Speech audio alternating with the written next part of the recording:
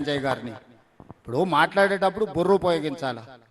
మోడీ గారు ప్రతి సంవత్సరం 2 కోట్ల ఉద్యోగాలు ఇస్తా అన్నాడా? 12 ఏళ్ళు అయింది, 24 కోట్ల ఉద్యోగాలు ఇచ్చిండా? పేదవాళ్ళ ప్రతి ఖాతాలో స్విస్ బ్యాంకులో నల్లధనం తెచ్చి 15 లక్షల రూపాయలు ప్రతి పేదోడి ఖాతాలు వేస్తా అన్నాడా? వేసిండా? నీ ఖాతాలు పడ్డాయా నరేందర్? పోనీ ఇక్కడ రాములు గారి ఖాతాలు పడ్డాయా? ఆయన కూడా పేద ఆయనే కదా. ఇట్లాంటి ఒక 50 చెప్తా నరేంద్ర మోడీ గారు ఇచ్చిన అష్యూరెన్సెస్ రైతుల ఆదాయాన్ని 2 ఇంతలు చేస్తానని చేసిండా? పండించింది కొంటలేడు. తక్షణమే నరేంద్ర మోడీ గారిని దిగిపోమని, రాహుల్ గాంధీ గారిని నా కుర్చీలో కూర్చోబెట్టి ఇవన్నీ ఫుల్ఫిల్ చేపిస్తా. నేను తెలివి తక్కువ మాటలు మాట్లాడితే తెలివిగా జవాబు ఇవ్వడం మాకు రాదని వాళ్ళు అనుకుంటే వాళ్ళ అమాయకత్వం. నువ్వు దిగిపో, నేను చేస్తాను.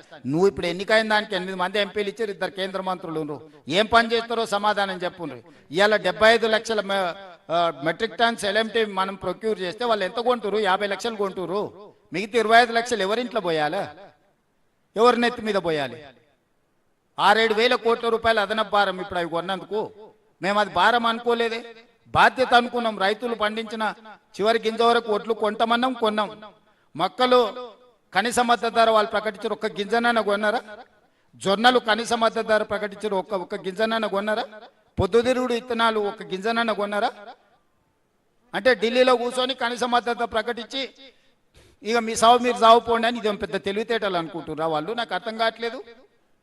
అందుకే చెప్పిన 15 తారీఖు లోపల మా సేకరణ మొత్తం అయిపోద్ది. 75 లక్షల మెట్రిక్ టన్నుల ప్యాడీ కొనకపోతే అప్పుడు చెప్తాం వాళ్ళ సంగతి.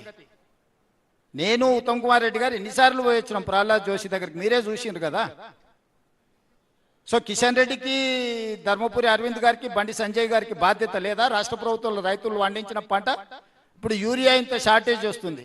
మన రాష్ట్రంలో ఉన్న రామగుండం యూరియా మనకి ఇవ్వకుండా పక్క రాష్ట్రాలకు ఇస్తారు. ఇది న్యాయమా? పోనీ వీళ్ళ చేతగాంతనం కాదా?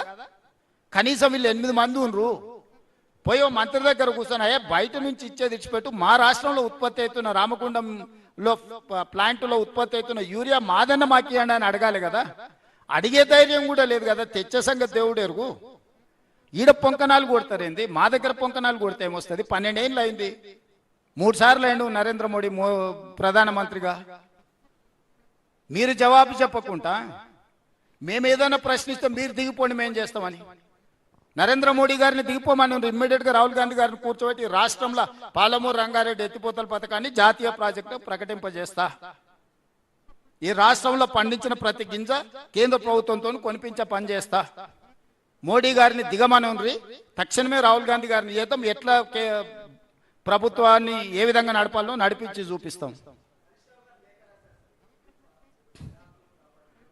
ఏ భాషలు రాసిండు? ఇంగ్లీష్లో రాసిండు రాములు గారు.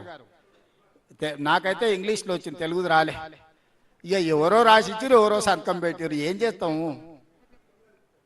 అదే ఇంగ్లీష్లో ఉంది సార్, చూసిన ఉత్తమాన్ని చూపిస్తే ఓ పని చేయండి, రాజశేఖరరావు గారికి అసెంబ్లీకి వచ్చినాడు అది ఇచ్చి తప్పులు ఒకటే చదవమని చెప్పిన, రాసుడి సంగతి తర్వాత. కానీ ఎవరో రాపిస్తే సతకాలు పెట్టుడు, నేను అదే చెప్తున్నా కదా. ఇక ఆయన